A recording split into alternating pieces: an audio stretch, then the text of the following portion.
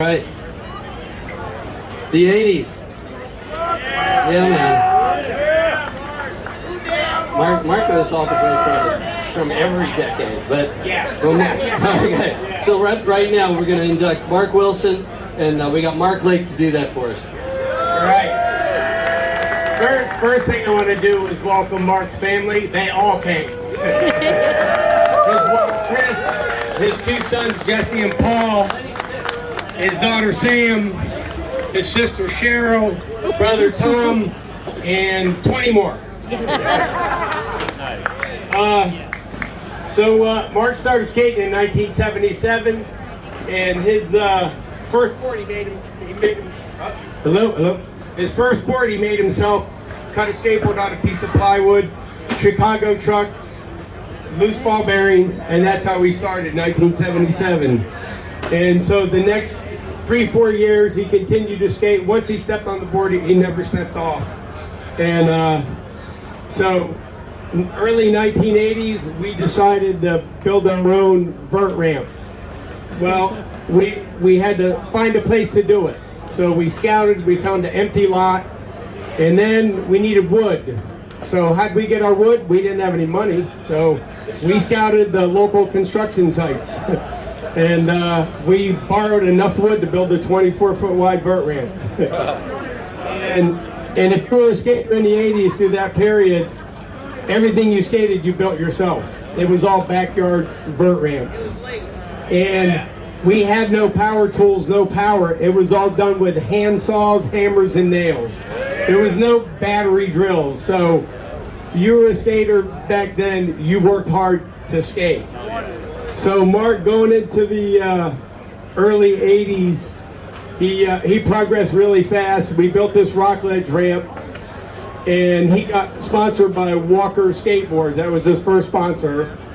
So we skated there 4 or 5 years, and his progress was amazing. He was such a great skater. By the time we hit the mid-80s, I had started Lake Skateboards.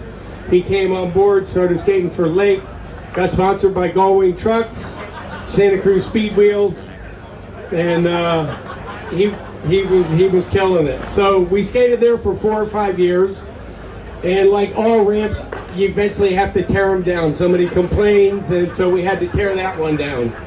So at Lake Skates, we decided to build a portable ramp, and people were talking about metal surfaces instead of plywood. So it was the first portable vert ramp with metal surface. And Mark was an engineer, Lonnie Ryder and I were carpenters, so everything we built was great. And all the ramps that we built, we had skaters from all across the state coming to skate our ramps. Yeah. So so by the time we got done skating Sun Dream, our demo ramp was all we had left. So we would set that up, and anybody would put it in their backyards. And we'd set it up, and it would last about 2-3 months, and the city or somebody would complain and kick us out. And it was great. The portable ramp, we pick it up, we move 2 blocks over, and we set it up again in the next house. And we skate there. Hell yeah. And in one of the houses, we were having a good session. Mark went to do a Texas plant, and he got pitched out all the way to the bottom, and landed kind of standing up with his legs crossed, and he broke his femur. And I jumped into the ramp, I slid down to him, his leg it was the most gruesome thing I've ever seen. And I slide down to him, and I get up to his face, and he looks at me and goes, "Get the pot out of my glove box." First thing he said to me, because my mom and dad are going to be coming to get my car. Laying there with a broken femur, worried about his bag of pot. So he ended up getting surgery and getting a metal rod through the whole length of his femur. And he was out for 8 months, and me and all my friends, we thought he was done. He would never skate again. I mean, when I seen it, I thought about quitting. It was so bad. So after 8 months, the doctors told him, your leg healed up good, and we can take the rod out now. And Mark said, well, if you take the rod out, how long am I going to be out of skating? They go, another 6 to 8 weeks. And he goes, can I skate with the rod in? And the doctor said, yeah, but you eventually got to get it out. So he left the rod in, and he came back and started skating. And the amazing part of the story is Before he broke his leg, he was doing 5 foot, 6 foot airs. When he came back from this injury, 8 foot airs. He did higher airs than any of us. And his Andrax and everything, I don't know where the confidence came from, but the only thing I thought was that he thought to himself, I don't think I can ever hurt myself any worse than this, so I might as well go all out. So with that said, Mark, come up. Yeah.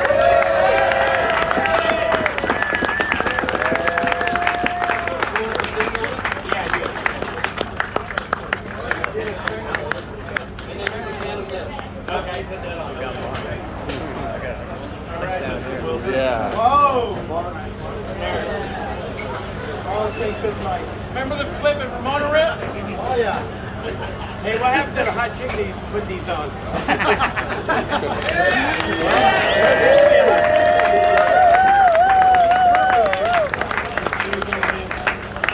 45 years of friendship, like they said, skating lasts forever. You get your friends that last forever. Oh yeah.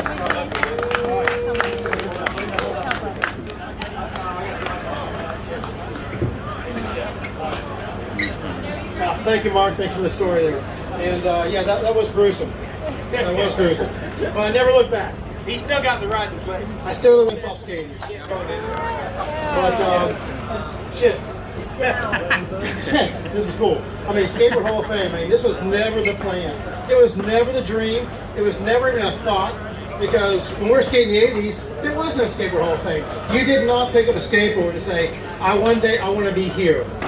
It wasn't until this great committee put this thing together later in 2002 that it became a reality. We skated because we wanted to. We skated because we had a passion. And it was a journey. And guess what? The journey led me here today. It led all of us here today. And I am eternally thankful to the entire Skate Hall of Fame committee and all the brothers here, because we are a brotherhood here. But since I was inducted as an 80s skater, I feel obligated to talk about the 80s for a second here. Because skateboarding in the 70s was a surf-style skating event, right? And Bruce Walker defined that, right? He's a surfer on Ocean Avenue, and it was a surf skate thing. Everyone surfed and skated when the surf wasn't around. And in the late 70s, all of a sudden, all the skate parks disappeared. They ground them up, they bulldozed them over at IHB, where you skate. They weren't designed for the modern skater. And if Paul Schmidt's still here somewhere, he knows that. He talks about it all the time. Okay, 2 things Paul Schmidt always says is, number one skateboard does not fit every person. Okay? He said it all the time. Same thing, skate parks don't fit every era. And Mark Blake used to skate IHB, and it was a big snake run. At the very end, they put a freaking ramp, a vertical ramp there. There was a big kink on the top and 4 feet of vertical, because we all like vert. And he did backflips off that thing, the lake flip. He defined it off there. It's fucking incredible. So, but the economy came in and said, you know what? It's no longer viable. So they plowed him over. Sass day of my life when I saw IHB get plowed over. It's like, holy shit, now what are you going to do? What are we going to do? Well, skaters are resilient. You're gonna be a crook and steal wood. Yes! Said by Tim Payne, the best skateboard builder ramp in the world, right here. Yes.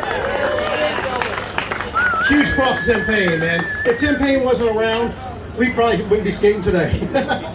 He built a hanger ramp, holy cow. 24 fucking hours. Worked day and night on that. But anyways, what happened in the 80s was we had to go build our own ramps. We had to engineer our own ramps. We had to freaking design a ramp and go build it. And what happened was, it was a revolution.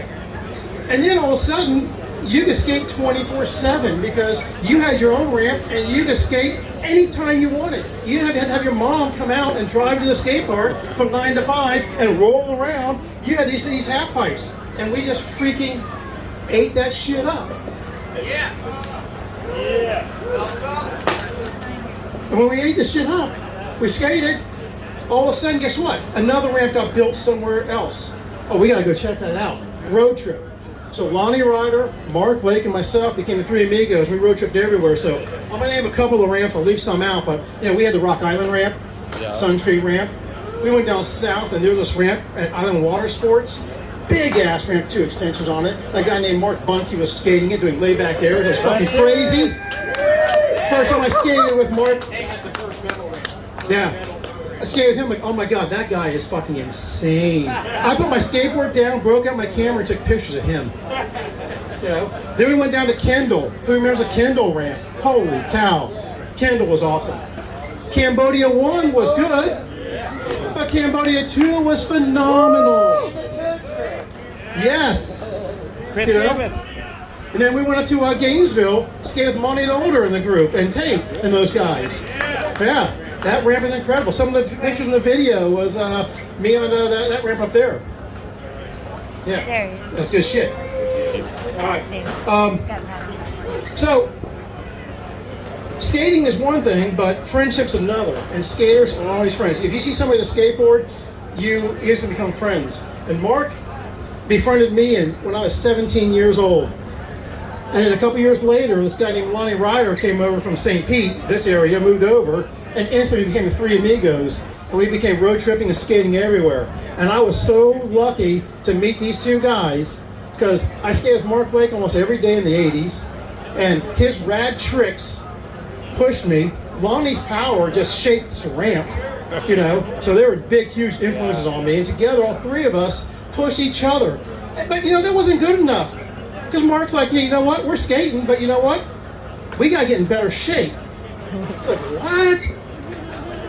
We're skating in Florida. He goes, no. He goes, here's what we're going to do, guys. Break out your fucking wallet. Can I cuss here? I think I did like 3 times already. He goes, all right, we're going to do, guys, we're going to go join Korean Taekwondo Karate. Like, what? Hana Dul Set Yul. That's how you count in Korea. So yeah, so Mark got us to go to freaking karate practice after we skated just to make sure we're in the best shape of our life. And it paid off because guess what? Again, it's a journey and we all ended up here. I love my brothers, I love my skaters, and now I gotta give some thanks to people.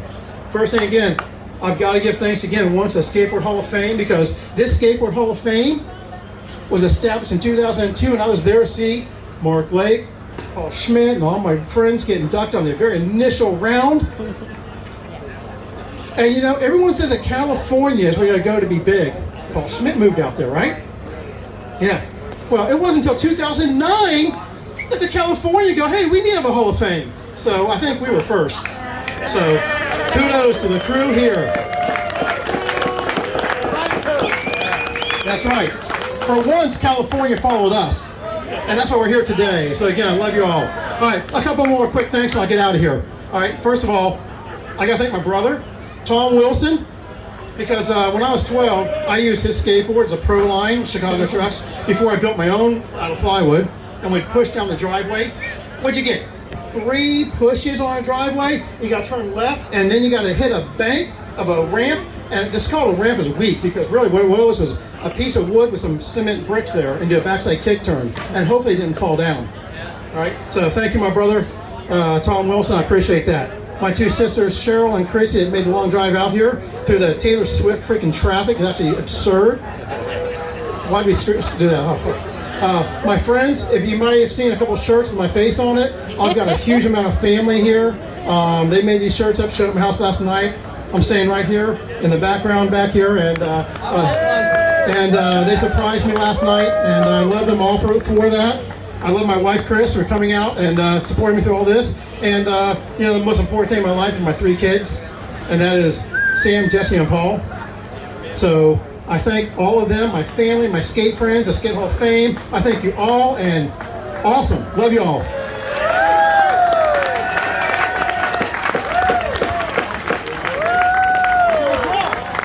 Yeah. Let's hear it from Mark Wilson.